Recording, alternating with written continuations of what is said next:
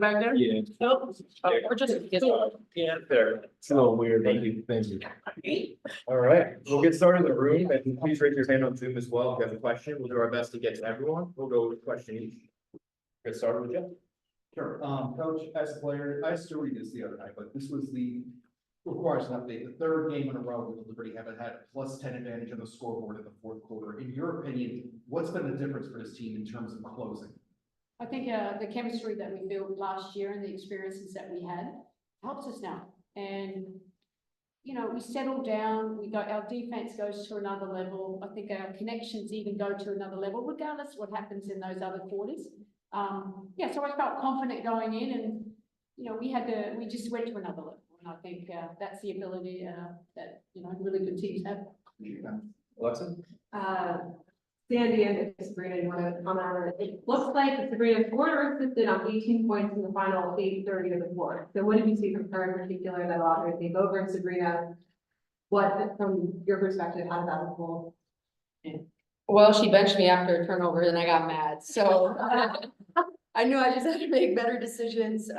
You know, understanding my legs were a little heavy and I was, you know, I usually make shots that I missed some of those tonight and just was trying to find different ways to get my teammates open. And coming off being a shooting threat, it just allowed me to be able to find, you know, beat cutting downhill, JJ spacing for a three, Stewie in the corner for a three when we needed it. So I think it was just staying patient, but definitely lit a fire up inside of me a little bit and came out and we just had to settle down and execute. Yeah, we just play with a little bit more poise. I think we got frantic there for a while with how they're blowing stuff up, and we'll try and, you know, we weren't moving the ball as crisply as much as we would like to, and it didn't change. I still put the ball in her hands with the action, and she made really good reads, and she was able to score, but that opened up, and then we were able to get some easy baskets too, and you know, obviously JJ was great in knocking down those threes. Jack. Yes, speaking of JJ and knocking down those threes, JJ, you talked about in the beginning of the season how the team's spacing needed to improve. So I'm just curious, looking at today, that is a strange noise, how you'd say the team's spacing has improved since the beginning. And it wasn't just you hitting those threes, it was so much off-ball movement, like Sabrina and B cutting. So how do you think that's improved? Yeah, I think we've done a better job. We've kind of tweaked some things a little bit, and it allows players like B and Sabrina to kind of just get downhill and be able to have the space that they need to be successful, but also being able to hit cutters, like you said, and allow them to do their thing. So I think it's definitely improved, and you know, it's going to help us move forward. And Sandy, for you, B put up close to triple-double numbers this afternoon. You know, I'm just curious how you've seen her grow as a passer and a communicator on the offensive side. Yeah, look, I think B's been so valuable for us all season long, and it just shows you the skill set that she does have. Yes, she's a great defender. She usually has to guard the best player on the other team. You know, she can shoot. We're trying to put her in a little bit more isolation, so where we can get, you know, opportunities for her to get downhill. But she's also a really good pick and roll player. And now I suppose with Sluty out, it allowed us to put the ball in her hands a little bit more, especially, you know, we didn't want Sabrina to have the load of being the point guard. And it was a good mix up for us. And, you know, B was, you know, big for us and continues to be big for us. I don't appreciate you, Sabrina. In the second quarter, Sandy was sort of motioning you guys to sort of relax down a little bit, asking the James on the run. How do you think you guys will be able to sort of regain your bearings and sort of get back into the game and sort of open the offense in the second half? I think we just have to slow down. We're at our best when we're moving the ball. You know, not taking shots too quickly, just allowing the ball to get from side to side. And when you're playing against a defense like Connecticut's, you have to make them move because they load everything up and they kind of force you to make those extra passes. So once you're making them move and you kind of tire them out a little bit, things open up a little bit more for you. Sure. Hey, Zach, I noticed in the beginning of the game, you were kind of looking back and how do you think this kind of opened up more opportunities for the teammates on the road to kind of help you kind of attack a little more down the stretch? Yeah, I mean, I think it opened up everything. You know, obviously when there's two on the ball trapping, particularly even as high up on the floor as they were, I mean, JJ got wide open layup. We were able to just understand what we needed to do getting out of it. There's 2 on the ball, someone's open. And so I think it's just making sure that we're making the right decisions, staying poised, understanding, you know, what it is we're trying to exploit when that happens and not letting that speed us up and make ill-advised decisions. We'll go over to Zoom, starting with Miles. Hi, all. Congratulations on the win. Jonquel, there was a stretch in that third quarter where it felt like the game was starting to get away from you guys, and then you had multiple buckets, a couple of blocks leading to scores on the other end. What was your mentality there in terms of just keeping the team close and both attacking the rim and also knocking down some shots from outside?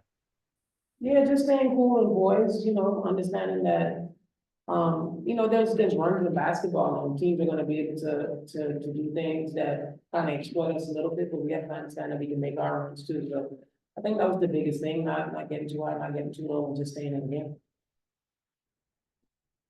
We'll go to Alfred. Hi, to piggyback off of that question from Miles, Jonquel was everywhere tonight, 22 points, 8 rebounds, 5 assists, 4 blocks. First time a Liberty player's done that. Just how important is it to have a big that's versatile as Jonquel Jones in your lineup nightly? Is that for me? But that can be for anybody. Oh, okay, I mean, I'll start, I mean, it's a wonderful luxury to have someone like JJ on our team, and she does, like, it's a bit like B, she does so much.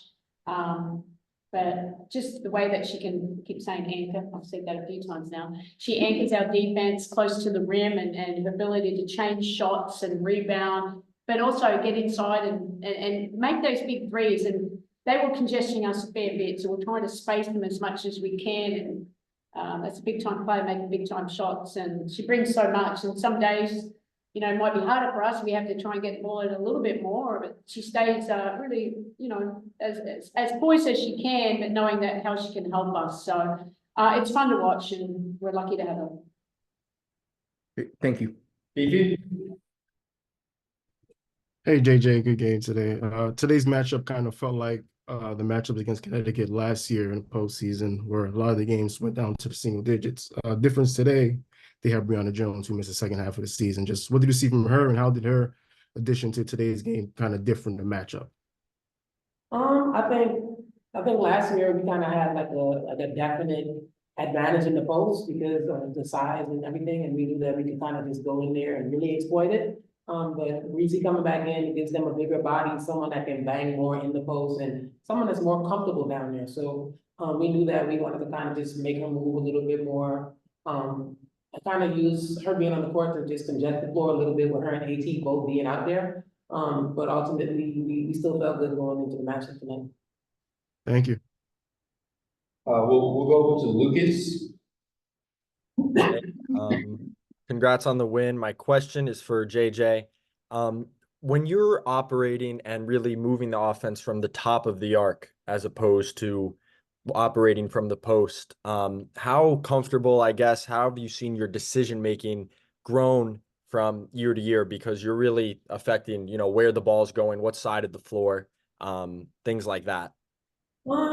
I think decision making has been good. Just trying to keep the game as simple as possible. Someone's open, give them the ball.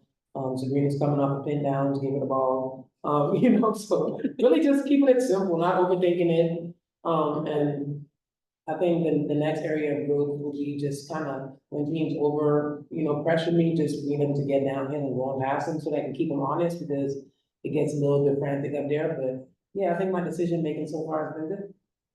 Thank you. We have a few more in the room. By the way, Sun finished 1 for 69 shots. That's budgeted today, as we talked about your defense.